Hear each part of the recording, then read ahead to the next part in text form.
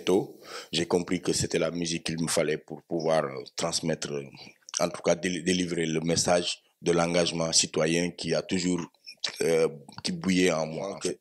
À travers ton vecteur ou ton secteur d'activité, tu as toujours l'opportunité ou la possibilité de t'affirmer en tant que citoyen. On a même permis aux journalistes d'avoir beaucoup plus de courage de parler de certaines choses ou de prendre la parole. En 2012, nous avons vu ce qui s'est passé. Et nous le verrons en 2019, même d'ici les élections à venir. Aujourd'hui, cette nouvelle conscience a permis aux gens de prendre plus de responsabilités et d'occuper l'espace public, de ne plus le laisser aux hommes politiques, aux acteurs politiques. Et quand vous décidez d'informer les gens, vous décidez de les former. Et quand vous décidez de les former, c'est parce que vous avez un projet derrière. Vous les formez à quelque chose. Donc, c'est pas le journalisme, c'est pas simplement comme on tend à le banaliser. Moi, je n'ai pas cette compréhension du journalisme.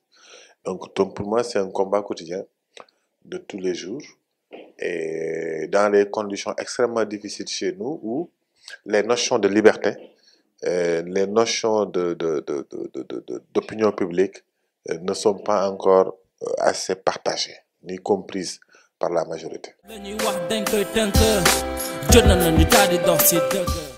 L'émancipation qu'on veut pour les jeunes, c'est pas encore atteint.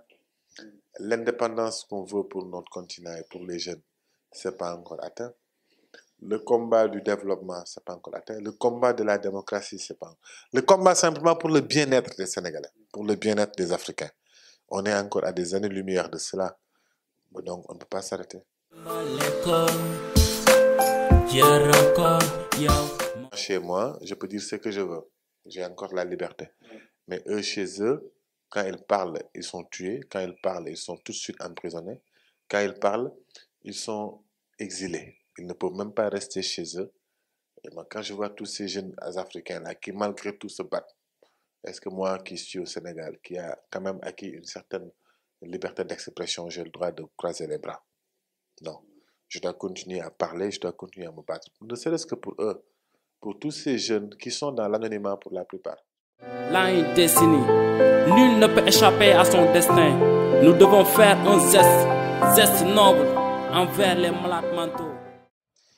Il y a un an, nous avons constaté ici au Sénégal, les malades mentaux sont abandonnés dans les rues. Face à leurs conditions de vie épouvantables, nous avons décidé de créer Line Destiny pour les aider à se relever et à trouver le chemin de leur destin. Nous faisons des journées de sensibilisation en donnant les malades mentaux des habits, de la nourriture, en essayant de parler avec eux et surtout d'essayer de donner un sens à leur vie.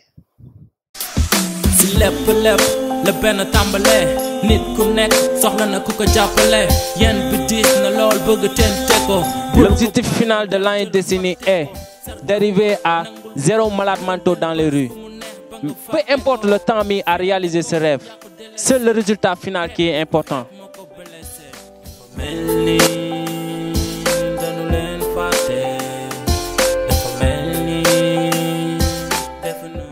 Mais engagez-vous.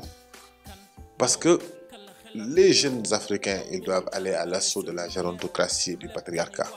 Changeons cette Afrique, changeons le Sénégal, tous ensemble, c'est possible. Arrêtons de copier et coller ce qui se passe ailleurs. Même si ce n'est qu'un seul jour dans ta vie, porte assistance aux malades mentaux aidants. Le bët di gis xol di ko yëg naxar di gën a tiis bés bu jot donte benn bés suñu xel dem ci ñoom dafa mel ni sant yàlla suñu borom.